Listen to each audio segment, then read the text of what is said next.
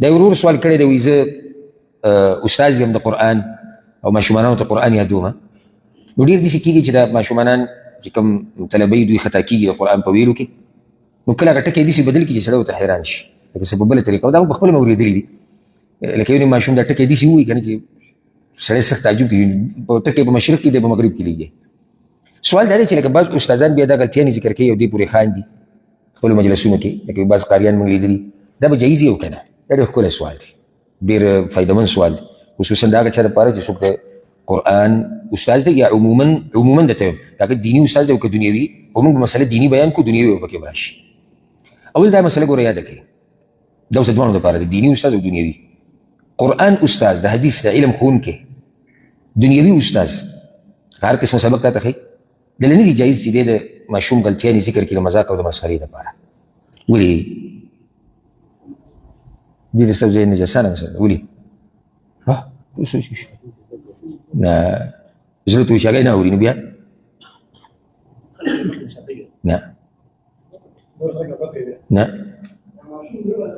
نه ماشوم نه اوري بیا.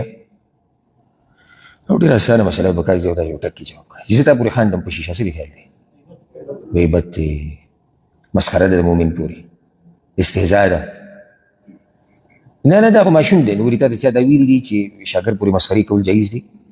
الله خو یا ایها الذین آمنوا لا یسخر قوم من قوم، قوم دې بل پورې نه خاندي. مخکې الله ویلي ولا تنابزوا بالالقاب، یو بل ته بد نومونه مه اخلئ. دلته دا ویلي چې خیر د ماشوم یا خیر د زنانه یا خیر د کمزوري قوم والا یا خیر د عرب یا خیر د عجم. یا ایها الذین آمنوا، ای ایمان والو. نه ول دې کې مسخرې کول دي، دا خو مسخره م راله، مسخره به کې هم شوه، غیبت هم شو، مسخره هم شوه، غیبت هم شو. وګوره مذاق چې دی په شریعت کې شتي، موږ مسله ذکر کړې الحمدلله. مذاق گنجایش په شریعت کې شتي، خو د هغې یو لوی شرط هغه دا دی چې دې کې به په یو مسلمان پورې استهزا نه وي. ما ورته ګپ لګولی شو، خندلی هم شو موږ الحمدلله، خو نه د هغې دا مطلب به نه چې موږ به د چا سپکاوی کوو، هله به خاندو. په دې کې رد دی په هغه خلکو باندې چې لطیفې بیانې او په هغې کې به خلکو پورې خاندي او خلک خاندي. الله نه یره پکار ده. بله مسله هغه دې کې دا اوس خصوصا د دیني استاد لپاره مسخرې کول په هغه څه پورې چې هغه تړون لري په قرآن پورې، کیدی شي چې د دې د لاسه د قرآن د عظمت د اورېدونکي په سینه کې کم شي. لکه اوس قرآن کې یو ټکی دی، ماشوم هغه ټکی بل شان وي. ماشوم مطلب دا نه دی چې شاګرد دی، شاګرد ماشوم کیدی شي، لوی هم کیدی شي، خبره صرف د وړو نه ده. نو که چېرته دا ټکی دی غلط ووایي او زه بیا په ذکر کوم پورې خاندم، یو نقصان پکې دا دی چې د دې خندا د لاسه ګوره ټکی داسې چې د دې د لاسه د قرآن هغه عظمت هغه په زړونو کې کم شي. داسې بل چا د کلام ټکی غلط نه دی ویلی، الله د کلام ټکی غلط ویلی او ته یې مسخرې کوې، زه په یاد دی.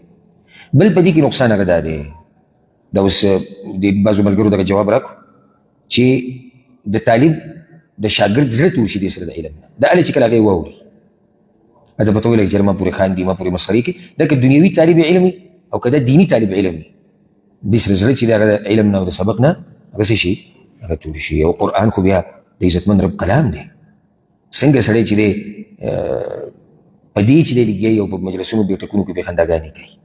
قرآن خو د الله کلام دی، که چېرته یو شاګرد یو طالب علم خطا شي نو د هغه غلطي صحیح کول پکار دي، بغیر د دې نه چې سړی پورې مسخرې وکړي. او اوس که چېرته ته ذکر کوې بیا خو څه خبره نه ده. کوم ځای کې یو سړی یو مجلس کې لګیا دی، وایي چې یاره یو شاګرد ما سره ناست و د آیت کې انتهایي خطا شو او داسې ووایي، دا لا بیا هم څه ګنجایش به وي، خو د دې چې ته اصلي لګیایي بې وجې او بیا مسخرې کوې او خاندې، د دې نه ځان ساتل پکار دي. والله اعلم.